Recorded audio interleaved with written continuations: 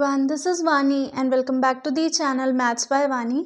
In this video, we are starting question number 7 of exercise 4.3 of chapter number 4, linear equation in two variables of class 9th. So let's begin with question number 7. Yamini and Fatima, two students of class 9th of a school, together contributed rupees 100 towards the Prime Minister's Relief Fund to help the earthquake victims.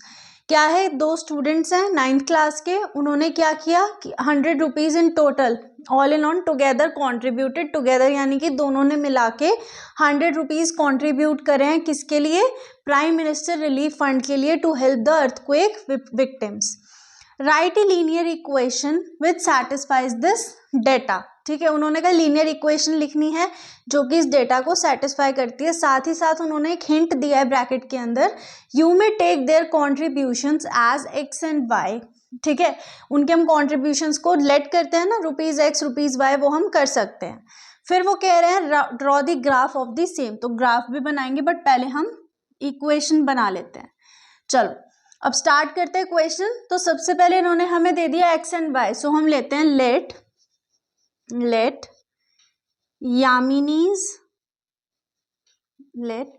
Yamini's contribution be rupees X. Let Fatima's contribution be rupees Y. ठीक है, ये हमने late कर लिया. अब वो कह रहे हैं टुगेदर कॉन्ट्रीब्यूटेड रुपीज 100. तो according to the question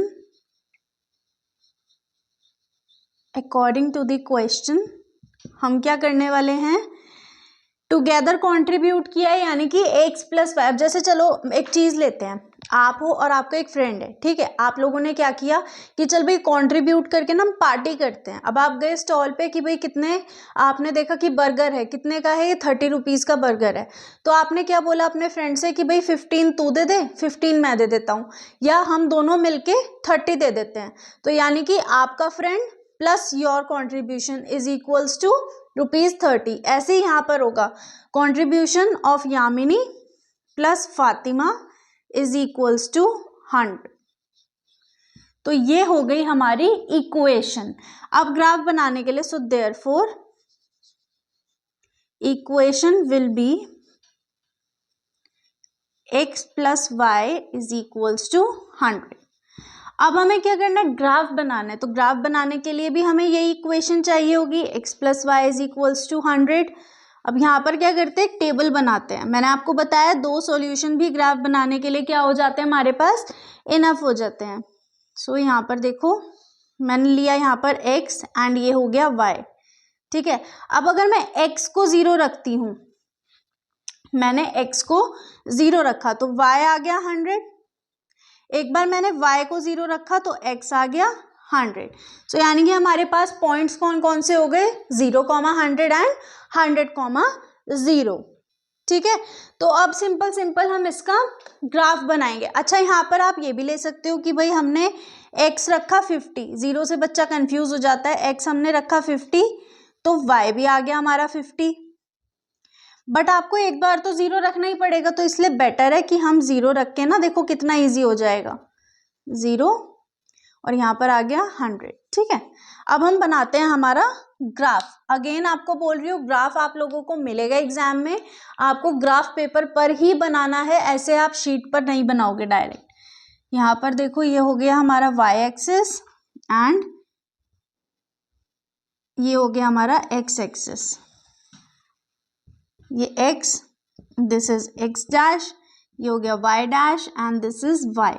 सो ये हो गया हमारा 0. ठीक है, अब हमें क्या चाहिए, 100 तक चाहिए. तो यहाँ से देखो हम ले लेते हैं, मैं लेती हूँ यहाँ पर पॉइंट, जैसे कि मान लेते हैं मैंने यहाँ पर ले लिया 50 एंड यहाँ पर ले लिया 100. यहाँ पर सेम मैंने ले लिया 50 एंड यहाँ पर मैंने ले लिया 100. ठीक है, ये आप लोगों की चॉइस है कि आप क्या नंबर यहाँ पर रख रहे हो, कौन सा सॉल्यूशन ले रहे हो, उस हिसाब से आप यहाँ पर प्लॉटिंग करना, अपने मार्क्स मतलब अपने जो आपकी मार्किंग है पॉइंट्स की वो करके आना. चलो अब 0 एंड 100 एक पेयर है हमारे पास 0 और 100 का, तो 0 is on x axis, 100 on y axis, तो दैट मीन्स ये हो गया. अब फिर एक है 100 एंड 0, तो 100 इज ऑन एक्स एक्सिस और वाई एक्सिस पर 0, तो ये रहा।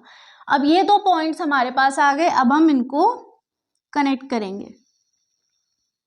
ये देखो, ठीक है, स्ट्रेट लाइन बनानी है आपको स्केल यूज करना है, पेंसिल यूज करनी है, ठीक है। जो ये वाली हमारी लाइन आई है क्या रिप्रेजेंट कर रही है, ये x plus Y is equals to 100, ठीक है। तो ये था बहुत ही छोटा सा क्वेश्चन एंड बहुत ही इजी सा क्वेश्चन। आप लोगों को मैंने बोला है कि जब आप इसकी क्वेश्चन को पढ़ोगे, इसकी स्टेटमेंट्स को पढ़ोगे एंड धीरे धीरे करके नोट करोगे चीज़ें, तो क्वेश्चन बहुत इजीली सॉल्व हो जाएगा, क्योंकि क्वेश्चन के अंदर ही हमें हिंट मिल जाते हैं, बस हम उनको देखते नहीं हैं, ठीक है। अब जैसे हमें यहाँ पे भी हिंट मिल गया कि x और y उनके कंट्रीब्यूशन को हम ले सकते हैं। तो आप लोगों को क्या करना है, क्वेश्चन बहुत ध्यान से पढ़ना है, जो चीज़ें आपको क्वेश्चन में गिवन है वो आपको अपने पास नोट करनी है एंड इसके बाद अकॉर्डिंग टू द क्वेश्चन करके जो भी आपको मतलब वो बोल रहा है क्वेश्चन के अंदर, आप उसके अकॉर्डिंग इक्वेशन बना देंगे। So with this question we are ending our video. We'll see you in next video. Till then, keep practicing. Make sure to subscribe the channel, press the bell icon and do share this video.